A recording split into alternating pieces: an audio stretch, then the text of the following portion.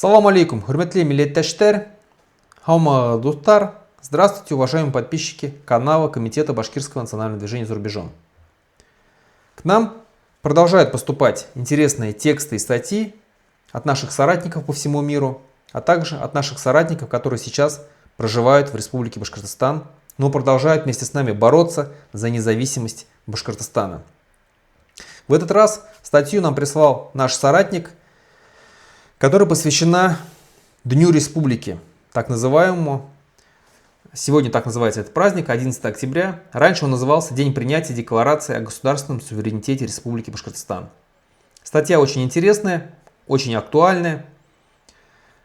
Но прежде чем я начну вам ее читать, я по нашей традиции призываю вас всех подписаться, кто еще не подписался на наш канал, поставить лайки, написать в комментариях, что вы думаете по этому поводу, и помочь с распространением.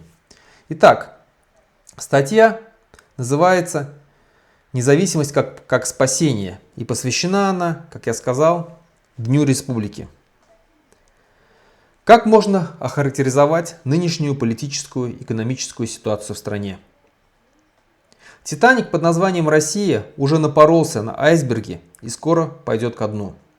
Пассажиры весело кидаются отколовшимися снежками и ледышками. Несмотря на заметно усиливающийся крен корабля, оркестр на палубе продолжает играть бравурные марши. Самые дальновидные уже начинают искать глазами спасательные шлюпки по краям бортов. Чтобы спастись, людям нужно пересесть в шлюпки, аккуратно спустить их на воду и стараться отплыть как можно дальше от могучего лайнера. В этой аналогии, как вы уже догадались, в качестве спасательной шлюпки выступает отделение Республики Башкортостан от русского военного корабля, который идет ко дну, подобно военному крейсеру «Москва». Много ли найдется русского народу, который согласится отправиться в рай вместе со своим фюрером Владимиром Путиным? И много ли будет таких, которые предпочтут отчалить от подыхающего медведя в чумном бараке хоть куда-нибудь, хоть кому-нибудь, чтобы только не быть с Россией? Башкортостан к этому моменту уже ни в коем случае не будет считаться Россией, ни де юре, ни де факто.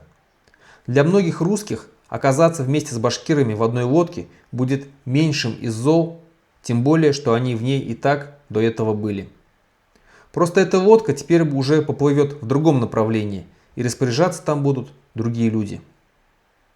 Все сказанное точно так же справедливо в отношении Республики Татарстан и Казани. Например, жители территорий, примыкающих к Кувандыкскому коридору, в случае открытия транзитных хабов и трасс из Башкортостана и Поволжья в Казахстан, а также в обратную сторону, сразу приобретут экономические преимущества, не говоря о том, что там, в этом стратегическом районе, скорее всего, сразу сделают зону экономического благоприятствования. Сейчас Кувандыкский район является самой отсталой частью не менее депрессивной Оренбургской области. Если встанет выбор между перспективой нищеты в русском мире, либо достойная жизнь в достатке, но вместо русского мира будет мир татарский или башкирский, думаю, здесь выбор для большинства здравомыслящих людей, пусть даже имперцев, но заботящихся о своем благополучии, очевиден. Кстати говоря, многие русские, кто релоцировался в Казахстан и другие независимые республики после объявления мобилизации 21 сентября 2022 года, пожив там, рассказывали, что в этих странах и городах можно совершенно нормально жить, просто там есть своя национальная специфика. Ситуацию в нынешней России также можно сравнить с работой управляющей компании в многоквартирном доме. Начальство в этой управляющей компании все разворовали, тарифы взвинтили до максимума и ни черта не делают, а только рассылают всем жильцам квитанции на оплату несуществующих и неоказываемых услуг. Все дома вокруг давно уже провели заочное голосование, проголосовали и отказались от услуг этой горе-управляющей компании. Но лишь в нашем доме никому ничего не надо. Никто ничем не интересуется и не нашлось ни одного активного жильца, кто бы инициировал хотя бы удаленное собрание жильцов по смене управляющей компании. На какую угодно любую другую, но только не ту, что управляет сейчас. Однако по закону инициировать собрание может только собственник, вотчинник жилья, а вокруг одни приезжие арендаторы, квартиросъемщики. Всегда, когда хотят начать все заново или избавиться от старых долгов и так далее, как правило, распускают всю организацию и создают новое юридическое лицо с новым ИНН и под новым брендом. Так делают также и тогда, когда старый директор никак не хочет покидать свой пост. Просто ликвидируют его организацию вместе с ним самим, а на его место создают новую структуру, куда уже новый директор набирает сотрудников на иных принципах. Надеюсь, вы прочувствовали аналогию. Как очень просто доказывается, что республика находится под оккупацией. Сейчас практически все государственные учреждения, органы власти и их высшие руководители официально публично поддерживают агрессивную захватническую войну против соседнего независимого государства. Их туда для этого и назначает Москва, хотя бы даже формально, через своего ставленника в регионе Хабирова. Это, конечно, не означает, что все рядовые сотрудники этих организаций тоже поддерживают Путина и его агрессии, поскольку там есть люди, которые работали еще во времена Муртазы Рахимова и еще переживут всяких Хабировых 10 раз. Отцом-основателем Республики Башкортостан, в которой мы сейчас все живем, является Заки Валиди Тоган и его партия Башкирского национально-освободительного движения. Именно поэтому имперцы так истошно настаивают на дате основания республики большевизму в 1919 году, а не башкирским правительством Валиди в 1917 году по уведомительному факту еще до Ленинского Октябрьского переворота. В 1919 году большевики именно что отобрали республику у башкир, то есть лишили башкирский народ своей государственности. А башкирское правительство и все органы власти были насильно расформированы и заменены русскими кадрами. Валиди эмигрировал, все его соратники и сочувствующие были расстреляны органами НКВД. В 1991 году Русская империя в очередной раз развалилась, и башкиры вновь вернули себе свою республику, заново учредив свое государство. Соответствующий торжественный праздник 11 октября по сей день является нерабочим днем в республике.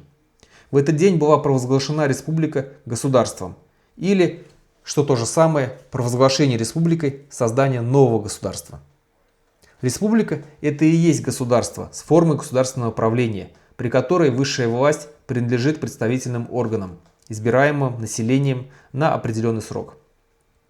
Вот почему во многих названиях государственных учреждений, как правило, присутствует слово «башкирский». Например, Башкирская содовая компания, Башкирский госуниверситет, Башкирский театр оперы и балета, Башкирский художественный музей имени Нестерова и так далее. Россия – это формально тоже республика, президентская, как, например, Китайская Народная Республика, Федеративная Республика Германия, Французская Республика, Австрийская Республика, Республика Польша, Финляндская Республика, Республика Индия, Республика Ирак, Исламская Республика Иран, Сирийская Арабская Республика, Республика Корея, Республика Куба, ну и так далее. Обычно дни независимости в республиках отмечаются в день принятия Конституции, непременного атрибута любого государства, а также сопровождаются военными парадами, авиационными шоу, концертами, фейерверками, салютами и так далее. У Республики Башкортостан нет своей армии, как не бывает ее у тех государств, которые находятся под иностранной оккупацией, поэтому военные парады у нас не проводятся. У нас же Independence Day отмечается 11 октября, в день принятия декларации о государственном суверенитете республики. Государственный суверенитет – это и есть то, на чем помешан сам Путин. Ему постоянно кажется, что кто-то хочет посягнуть на этот его суверенитет. Он, как типичный диктатор, считает, что обладать суверенитетом может только он и никто больше. Вот почему у России в этом мире все вокруг враги. На основе декларации о государственном суверенитете и была принята нынешняя искалеченная Конституция Республики Башкортостан. Конституция Республики Башкортостан, напомним, была торжественно принята 24 декабря 1993 года парламентом или по-другому Верховным Советом Республики Башкортостан. Правовой основой написания Конституции официально служило предыдущее конституционное законодательство республики, форма номер 2 Башкирского Центрального Шуро от 15 ноября 1917 года, постановление учредительного Курултая Башкортостана, положение об автономии Малой Башкирии, проект положения об автономном управлении Малой Башкирии, соглашение центральной советской власти с башкирским правительством о советской автономной Башкирии и другие. С 8 по 20 декабря 1917 года Третий Всебашкирский учредительный Курултай утвердил автономию Башкортостана и выработал основные положения его конституции. Отцы-основатели настоящей, а не марионеточной Башкирской республики закладывали в нее одну единственную и простую идею, которая содержится во всех республиках всех народов мира – стремление к самостоятельности и свободе. Таким образом, башкирский народ за свою историю уже множество раз учреждал свою государственность, и следующий раз не за горами. Благо, что делается это элементарно просто и для всех очевидным и естественным образом, явочным, так сказать, порядком древнего башкирского обычая – йен или майдана. Обязательным условием для легитимации является лишь то, что Башкирскую республику может провозгласить только башкирский народ в лице каких-либо его лидеров, которые найдутся на тот момент. Да, и еще может понадобиться громкоговоритель, если народу соберется слишком много. Такая интересная статья. Надеюсь, она вам понравилась. Аналогии, которые там приведены, как мне показалось, очень интересные, очень показательные. Я напомню, что день 11 октября, день так называемой сегодняшней республики, на сегодняшний момент лично для меня не является праздником. Для меня это очевидно, что эта республика провалившаяся, несостоявшаяся. Это сегодня больше колония, а не республика Башкортостан. Мы будем учреждать четвертую Башкирскую республику. Это уже будет независимое, правовое, демократическое государство.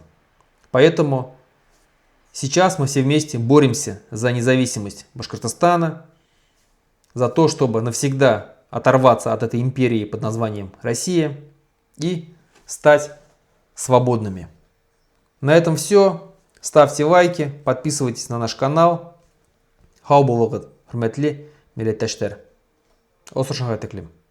До новых встреч!